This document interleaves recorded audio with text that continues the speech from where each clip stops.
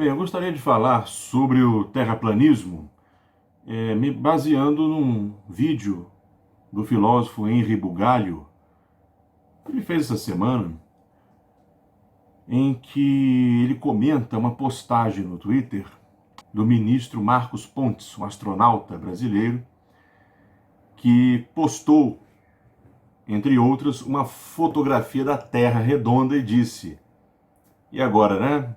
O que os terraplanistas irão dizer? E o Henri Bugalho comentou corretamente que isso não provaria nada para os terraplanistas, porque eles pensam que fotos, que vídeos, que testemunhos, todos podem ser forjados ou simplesmente mentiras. Então ele sugere as duas questões principais a serem feitas aos terraplanistas e que serviriam para entender como pensa o terraplanista. Bem, eu gostaria aqui nesse vídeo de propor respostas a essas duas perguntas centrais feitas pelo filósofo. A primeira pergunta é: o que serviria como prova cabal para um terraplanista acreditar que a Terra é redonda? Já que fotos não bastam, vídeos não bastam, mesmo se ele fosse numa astronave para fora da Terra, ele poderia supor que, como ele não pode tirar, né, a cabeça da nave, poderia supor que aquele vidro está projetando alguma realidade virtual, ou que o capacete tem realidade virtual. De alguma maneira, ele poderia encontrar uma saída que está sendo enganado. Então, o que é que o terraplanista aceitaria como prova? Né? O que você poderia apresentar para o terraplanista e ele diria: com isso eu me convenço de que a Terra é redonda. Segunda questão fundamental. Na cabeça do terraplanista, qual a razão por trás de toda essa conspiração da Terra redonda, que o leva a crer que o mundo inteiro quer esconder o formato real da Terra, que para eles é plano? Né? Se a Terra é plana, por que as pessoas querem esconder esse fato e dizer que ela é redonda? Ou seja, o que é que eles pensam que é a motivação para tanto esforço para ocultar o fato, segundo eles, de que a Terra é plana? Bom, eu não sou terraplanista, né? A minha fala aqui é para tentar responder as questões que o Henri Bugalho elaborou no seu vídeo. Para responder a primeira questão, sobre o que provaria que a Terra é redonda, nós temos que começar pela resposta à segunda questão. O que é que eles entendem que é a motivação? Então eu vou começar por aí. O terraplanista, ele tem uma mente extremamente dogmática. Extremamente dogmática, ou seja, como qualquer dogmático, ele entende que já está de posse da verdade. E que, sendo esta verdade, todos os que a negam ou que dizem coisas diferentes estão fora da verdade, estão iludidos, estão enganados. A realidade está paralela a esse mundo que corre à nossa vista e que todo mundo estuda e que todo mundo compartilha. Daí eles tenderem a fazer essa ideia de uma realidade paralela, mostrando que todos estão enganados e que eles, fora das ilusões, é que estão com a verdade. Pois bem, qual é a verdade? Que a Terra é plana. De onde tiram essa verdade? Aí é que está o ponto. Eles tiram de uma visão extremamente obscurantista, ligada à interpretação mais literal possível da Bíblia. Ou seja, eles se baseiam no que a Bíblia fala, mas não o que nós podemos interpretar. A coisa é literal. O que é dito está dito. Então você tem lá na Bíblia, em meio aos textos de Jó, dos Salmos ou de Gênesis, expressões da época que falam de cantos da terra, que falam de pilares da terra, que falam de firmamento com câmaras que se abrem por onde escorre a chuva e a neve, né? Falam de moradas em que as estrelas se ocultam. A Bíblia fala no seu linguajar antigo, por exemplo, do movimento do sol e das estrelas que se escondem ou que aparecem conforme a vontade do Senhor. De modo que eles tomam isso do modo mais literal possível. Eles não estão preocupados com tradução. Eles não estão preocupados com hermenêutica, com exegese, com interpretação, com nada. É o que está lá, e ponto final. É nisso que está baseado, em última instância, o terraplanismo. E tudo aquilo que tende a negar a literalidade do texto bíblico, na visão deles, vem como oposição à Bíblia. Portanto, aparece como adversário da fé verdadeira, da religião, né? Adversário de Deus. Eis aí o problema. Então a ciência toda, ao mostrar ao longo da história, através de vários experimentos de raciocínios, que a Terra é redonda, ela está sempre enganando as pessoas. E veja bem, não é que a ciência fala algo contra a Bíblia. Basta que fale diferente. Já está se contrapondo à visão literal que eles têm da Bíblia e, portanto, é uma interpretação enganosa, satânica. Sim, porque, em grande parte, para esses dogmáticos extremos, há um projeto, tá, satânico que tende a acabar com a verdadeira religião e que a ciência encarna. A ciência encarna. E a ciência, com todas as luzes, com toda a razão, com todo o convencimento que ela tem, na medida em que fala algo diferente do que está no texto bíblico, está afastando as pessoas da fé verdadeira. Então ela é um projeto mau. Ela é um projeto mau na medida em que ela está afastando as pessoas da interpretação santa, que é a interpretação literal que eles fazem. É aí que reside o problema.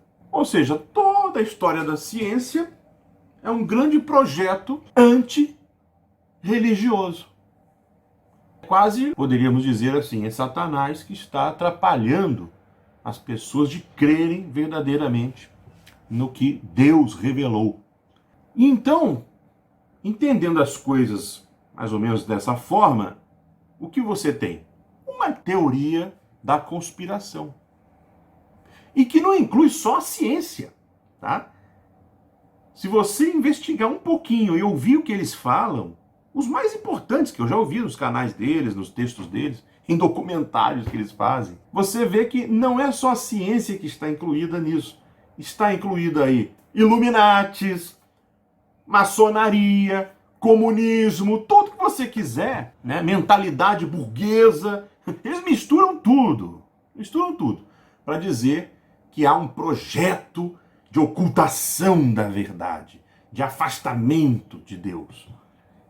Né? Eles não fazem aquele trabalho. Quando alguém vem para você e fala, olha, antigamente pensava-se que o Sol é que se movia. Hoje entende-se, pelo modelo heliocêntrico, que é a Terra que se move. O movimento do Sol é aparente no céu. Você, fazendo uma interpretação sadia da Bíblia, entende que aquilo que os antigos falavam que era o Sol se movendo, não é abalado quando você diz que é aquilo que é apenas um movimento aparente. A Terra se movendo dá mesmo a impressão de que é o Sol que se move e tudo certo. Então nós não temos necessidade de criar uma oposição entre a fé e a razão, entre a Bíblia e a ciência. Não temos essa necessidade mesmo. Agora eles têm. E criam essa oposição. Vivem essa oposição. E é daí para mais, né? É esse tipo de conspiração que está em jogo. E aí você tem agora condições de entender a primeira pergunta. O que é que provaria, então, para um terraplanista que a Terra é redonda? O que que serviria de prova para ele? A resposta: nada. Nada. Por quê? Porque eles são fundamentalistas. Eles são dogmáticos. Eles entendem que eles já têm a verdade, que é a verdade que está na Escritura. Não adianta o que eles veem, o que eles ouvem, o que falam para eles, nada disso conta. Porque a verdade de Deus é maior que todas. E, entendeu? Não tem o que fazer. Simplesmente tudo o que você mostrar, eles vão refutar. Vão refutar. Porque se Deus disse, tudo mais que existe no mundo é inferior a Deus. Então nada pode suplantar a verdade que vem diretamente dele. Eis aí o problema, entendeu? É um problema grave de autoridade. Exatamente, de autoridade. Eles se baseiam na falácia do apelo à autoridade. A autoridade da Bíblia, do jeito que está escrito, literal, para acabar com todos os raciocínios. Dado que a fé deve suplantar a razão. Então qualquer razão perde da fé. Não adianta apresentar nada para eles. Nada, nada, nada, nada. Esse é o ponto. Você pode tentar, você não vai conseguir.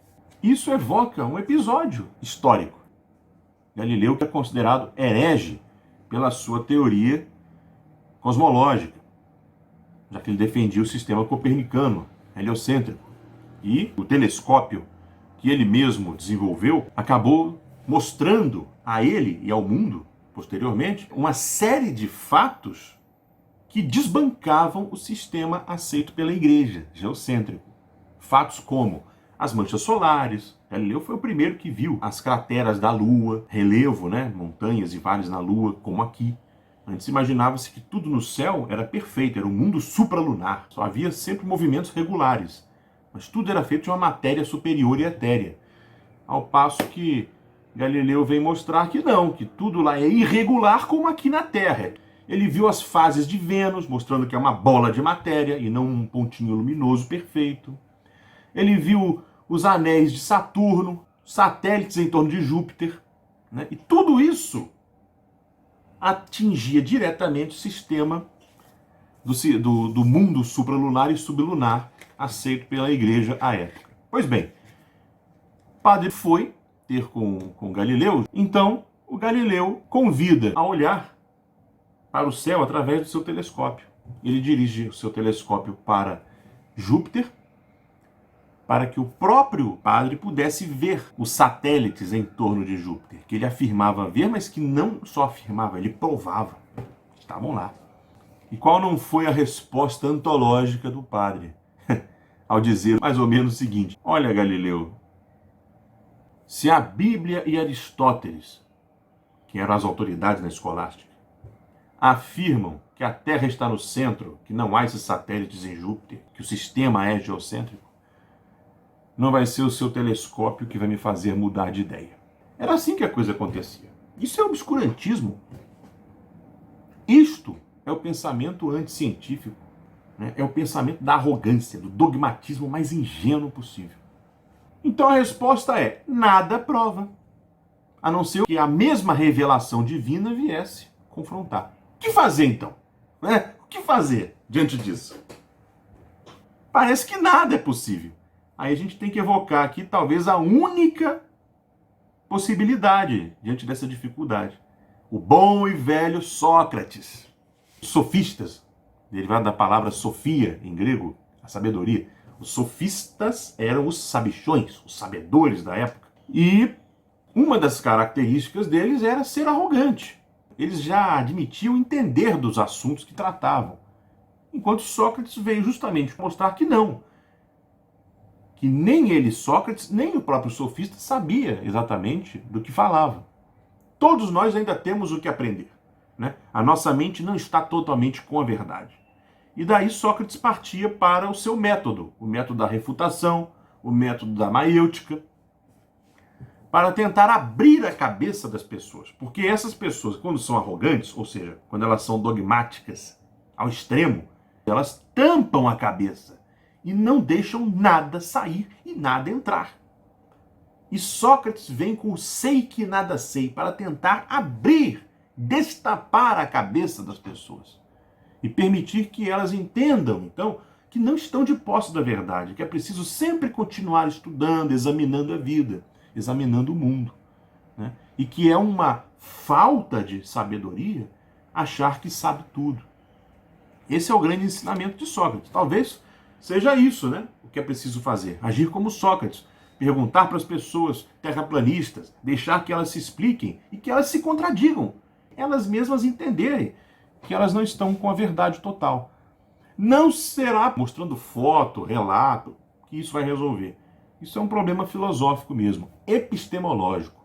Como combater o dogmatismo extremo, obscurantista. Se não for com a abertura da mente, e Sócrates deu essas duas ferramentas, né? A refutação e a maêutica, não temos muito mais o que esperar.